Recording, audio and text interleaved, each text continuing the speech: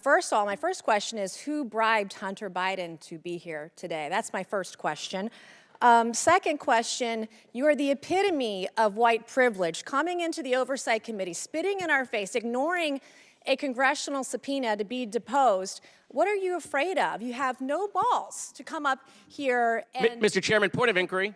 Mr. Chairman, If The ladies recognize. if the gentlelady wants to hear from Hunter Biden, we can hear from him right now, Mr. Chairman. Let's take a vote and hear from Hunter Biden. What are you afraid of? Hold on. Order. Are women allowed to speak in here or no? Are women allowed to speak in here or no? Could you keep interrupting me? I'll interrupt the You chairman. keep interrupting. I don't know that he's a lady.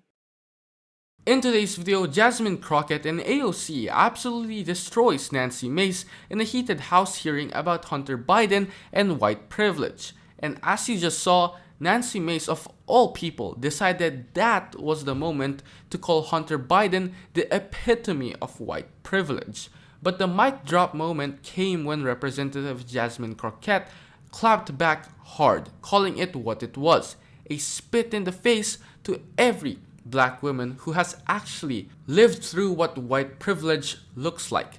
Then AOC jumped in with her own takedown, pointing out how this performative outrage distracts from the real structural issues they're enabling. So let's dive in and watch how Jasmine Crockett and AOC shuts down Nancy Mace in this heated House hearing. I think that Hunter Biden should be arrested right here, right now, and go straight to jail. Our nation is founded on the rule of law. Come on. And the premise that the law applies equally to everyone, no matter what your last Point of order, name. Mr. Chairman. Point of It order. doesn't matter who you are. Point of order, Mr. Chairman. Biggs over here. Donald Trump Jr. Biggs over here. State your point, Mr. Biggs. Yeah, my point of order is this. Are we going to continue on with this blatant interruption? This is absurd and inappropriate. I intend to give my statement. I don't intend to have anybody interrupted. I'm not going to interrupt your statements. I think you should have decorum and courtesy and don't act like a bunch of nimrods. You just interrupted a woman. And that's five. I got permission. Can we agree? Everyone has Mr. 5 Chairman, minutes. Can we agree? Point of order again. The assertion that I interrupted was absolutely false. That's typical of the gentleman who spoke it. I got permission to speak from the chairman. I spoke. I was interrupted yet again by the gentleman who doesn't choose to go through the chair and follow proper order. I encourage us, I think if we're going to have any respect at all, we need to have proper decorum. Well said. Okay, all right. So we love the Constitution today, and we also want to talk about foreign money coming in.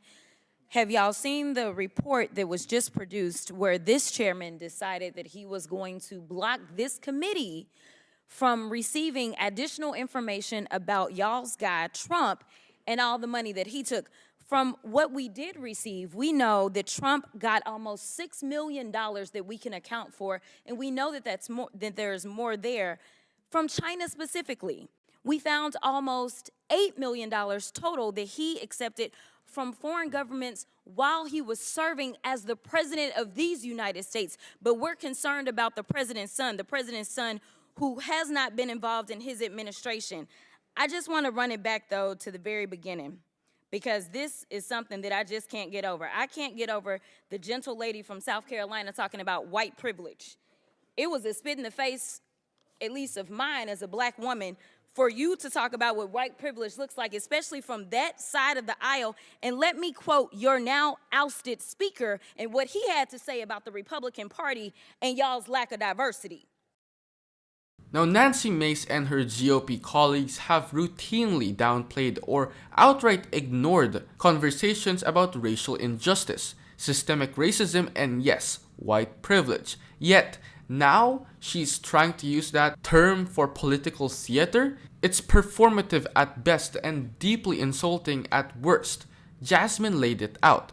Donald Trump accepted millions from foreign governments while in office, and Republicans said nothing. Meanwhile, they're treating Hunter Biden, a private citizen, like he's some existential threat. The hypocrisy is loud. And Jasmine's point about diversity in the GOP, absolutely valid. Even Kevin McCarthy admitted the party has a diversity problem. So when Nancy Mace, a white conservative woman, tries to co-opt the language of racial justice to score political points, it's no surprise it didn't land.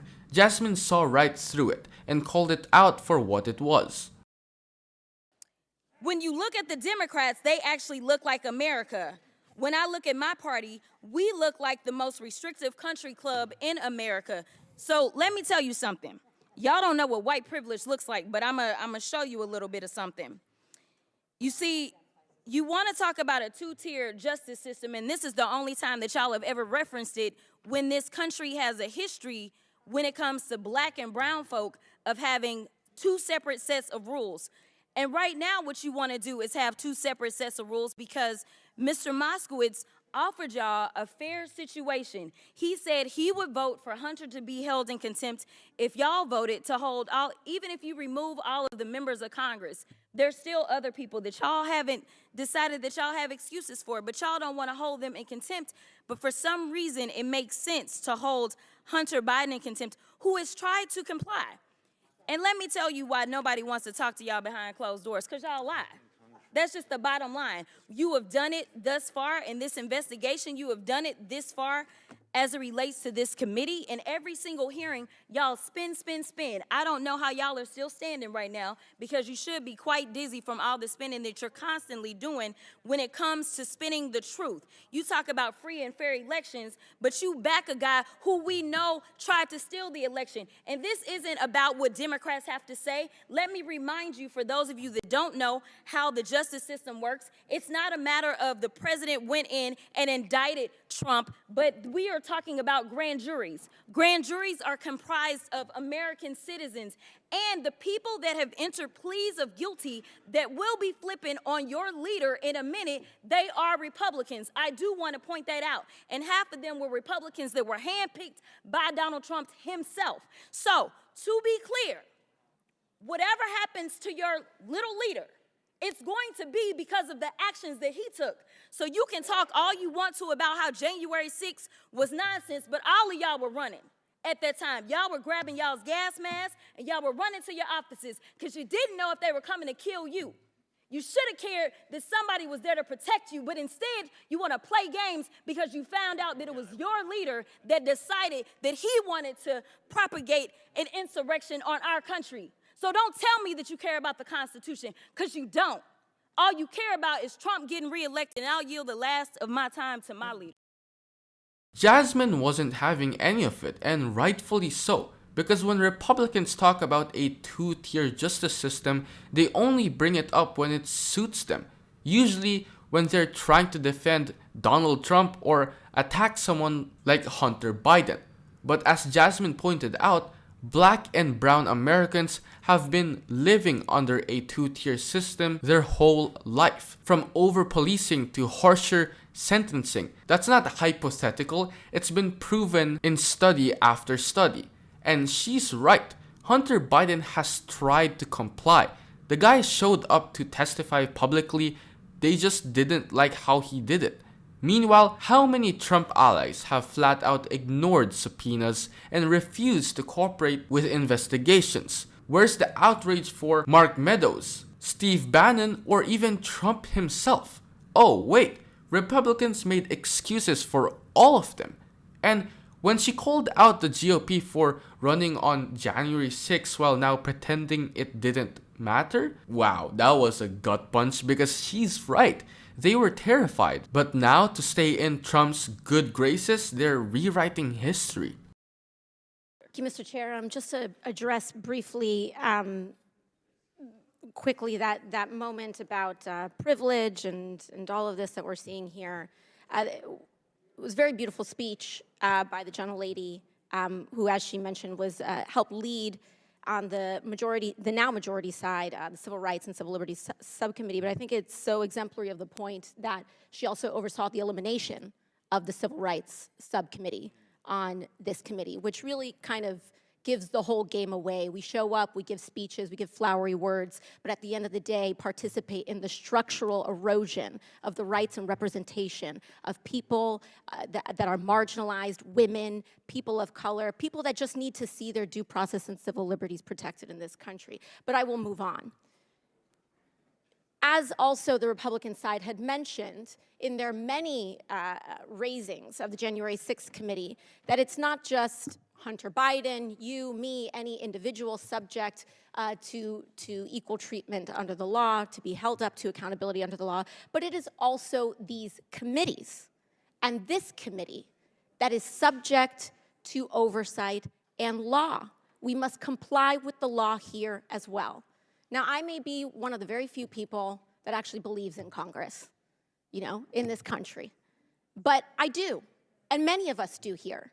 And we have an obligation to engage in good faith participation to execute and comply with a subpoena. The chairman said in front of the country several times to Hunter Biden, you can show up here in front of the world, in front of the public. Hunter Biden took him up on that offer. He said, I will show up in public. I will show up in public. He showed up here today. He showed up here in the past. And Mr. Chairman, I know you do your best with what you've got, but you've got members here that have submitted falsified evidence to the record. You have members here that have submitted and mischaracterized closed-door hearings, and people want to say back and forth at the end of the day, it doesn't matter what party it's happened from. You've got members who've engaged in revenge porn in this committee. So it is understandable why Hunter Biden would want to testify in front of the public for the American people to be able to witness that testimony for themselves. You've got members who've defied subpoenas. You've got members who we are 1 year into the term asking what the rules are at the beginning of the committee. The book was given to us on day one. And so what we should do is allow the man to testify. I believe in the power of the Oversight Committee. Frankly, I believe in it regardless of whether Republicans or Democrats have the chair, because I believe that this committee should have the power of oversight. And we cannot do that on a partisan basis. AOC's point about equal treatment under the law, spot on. Republicans love shouting about accountability until it applies to them. Let's not forget, multiple GOP members defied subpoenas during the January 6 investigations, including sitting members of Congress. Where's the outrage from Nancy Mace and the rest of the GOP on that? Crickets. Meanwhile, Hunter Biden literally showed up, took up the chair's offer to testify in public, and still they're calling for him to be held in contempt? Come on. You can't say you're for transparency and then refuse public testimony because it doesn't give you the behind closed door subpoenas you want to twist. AOC made it clear, this isn't about justice, it's about politics and PR. At the end of the day, this whole House hearing felt less about justice and more like political theater. Republicans like Nancy Mace tried to flip the script on white privilege, weaponize oversight, and ignore their own hypocrisy. Meanwhile, Democrats like Jasmine Crockett and AOC came through swinging with facts, exposing the double standards, the racial blind spots, and the GOP's obsession with Hunter Biden while ignoring their own chaos. Pause. Are you getting tired of getting half the story from biased news sources? One outlet says one thing and another says the complete opposite. How are you supposed to know what's actually true? That's where ground news comes in. It lets you compare how different media outlets, left, right, and center are covering the same story. So you can see the full picture instead of just the echo chamber. And here's the best part. Click the link in the description and get 40% off the Vantage tier, which gives you even deeper insights into media bias and political trends. Stay informed, think for yourself, and check out ground news in the description down below.